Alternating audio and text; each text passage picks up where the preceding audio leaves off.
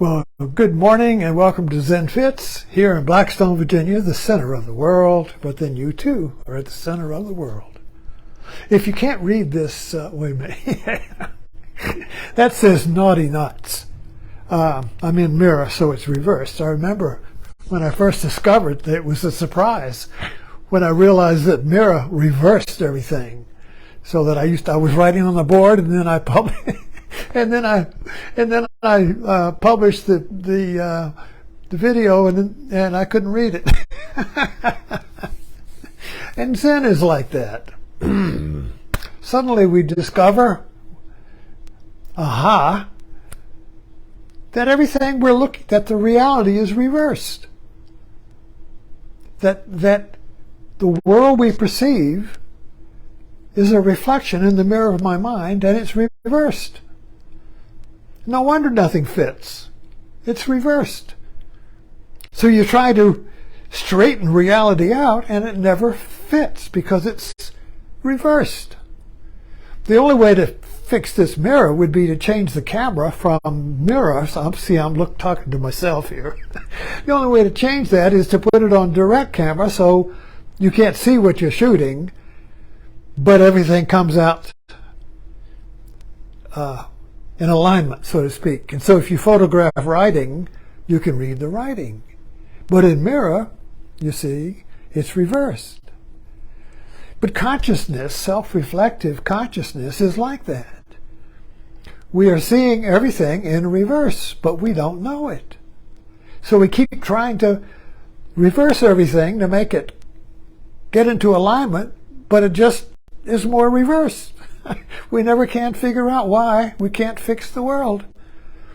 We never can figure out why we can't make everything fit. It's because you're in mirror. You're in mirror, you see. And in mirror function, which is a self-reflecting consciousness, where I'm here and you are there, you see, in our common sense world of materialism that was really kind of like born and may become dominant with Newton and Descartes, just as examples, you see. So when that world became the dominant world and the worldview of the Middle Ages faded, everything is in it. Watch Avatar. The sky people are our consciousness, and everything's in it. And you just fix everything because they're just its. But with the Nava people, there is a different frame. Instead of everything being an it, from that viewpoint, I am everything, and everything is me. So this is a viewpoint of unity, while the sky people's viewpoint is that of duality, of I'm here and you're there, and the world is there. You see.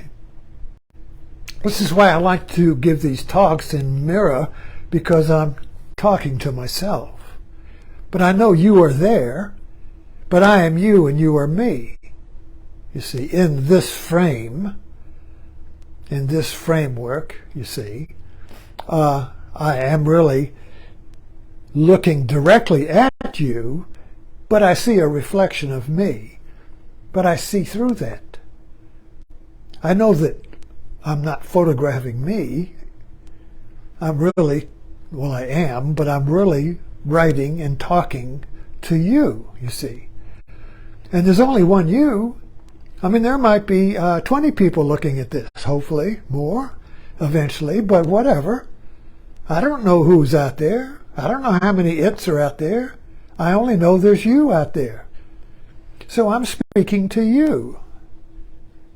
And I'm speaking to you, and I'm looking at me.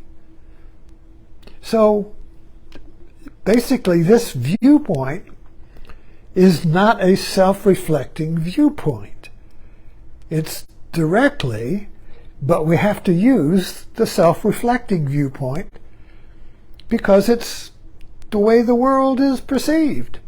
We perceive the world as it. I hear the bird is over there. I'm here, the traffic is over there, you see, I'm here. That's the way we perceive the world. But that is a conventional way, a functional way, a useful way, because, if you want to catch a bus, the bus has to be over there. But if you want to know who am I, this viewpoint is useless. Because the you you're looking for is always over there. So the viewpoint has to be seen through. You have to see through this viewpoint and realize that everything's in reverse. So the Zen Fit, I say these are Zen Fits, you see. The Zen Fit is a fit that's a fit. It's ambiguous, but this is the way you have to look at it. This is the way you have to work with it. A fit is a fit that is, one meaning of fit is a madness. A screaming, nothing fits. Nothing is working. God damn it. You keep doing the same thing over again. Nothing fits.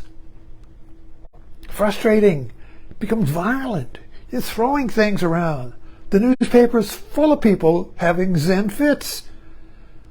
You don't fit with somebody, or you don't fit with the world, so you go shoot it. Excuse me. You don't fit with another country, so you go to war with it. Nothing fits, you see. Everybody's trying to make it fit, but they're having a fit. So you have to see suddenly when nothing fits and nothing you can do will make anything fit permanently. You may get temporary releases, but permanent, it always comes back. The fit always comes back. It doesn't fit. Here again, I got all my bills paid. Everything's fine. I won the lottery. Yay! Everything will fit. Oh, now nothing fits again. I got problems, new problems, unimagined problems, unintended problems. The fit goes on, you see, until we see something's wrong with the fit. Something's wrong with the way I perceive the world. I've got the iPad on mirror.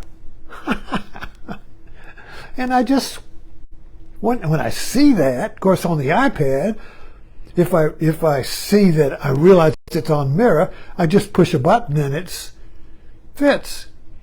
But consciously in the mind, there's no button to push. It's a little chilly in here, so I got my robe on.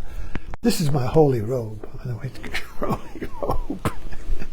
This robe is it's full of holes. Let me see. Yeah. You see, it's torn. It's an old. With my got a rip in it. It's the moths have eaten it up. The moths of time. I think it's about 40, 50 years old. See how? Look at that. Look at that. It's just a mess. You see. Anyway, so having. Oh, I got a joke for you. Did I tell you this joke? So I was at the at the doctor's yesterday getting a booster shot for the COVID, and he was talking about our marriage, and I said, "Oh, you've been married 60 years. That's really amazing." I said, I said, "Well, the secret is to ignore each other." But then to top that off, he said, "Well, how's your treatment for prostate cancer coming? How's your hormone treatment?" I said, "Well, it was difficult at first, but it's okay now." "Well, what was wrong?" "Well, I had to go find a whore and make her moan." Hormone. My wife was there. I don't think she got it. Anyway, life is full of little Zen fits like that. Anyway. Where are we? We're talking about the metaphorical realization. It's a metaphor that suddenly clicks. You can't figure out why you can't read a copy correctly when you're in mirror, and suddenly it dawns on you, oh, it's in mirror.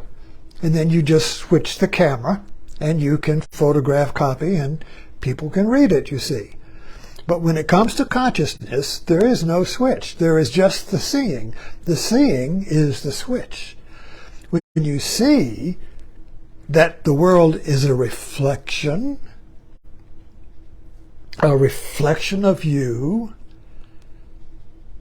it flips. And you begin to see directly. And now everything fits. Where it didn't fit, it now fits. Flip. That's it. But you have to reach the saturation of the fit before, you have to be saturated in the pain and the irritation and the frustration of something not fitting. You have to work at it. You have to sweat at it. You have to keep struggling with it in order to realize that the reason it doesn't fit is because your mind is in mirror. Or it's self-reflecting. See, self-reflecting. When your mind is in the self-reflection mode, which is useful for fixing things, but when it's in that mode, everything is a reflection of you. Just like in this iPod now where I look at myself and I can fix my hair, whatever you see. Anyway, thanks for dropping in, and I'll see. Oh, the title of the topic, I may change it. I forgot what I wrote now. I may change the title. Anyway, thanks for dropping in.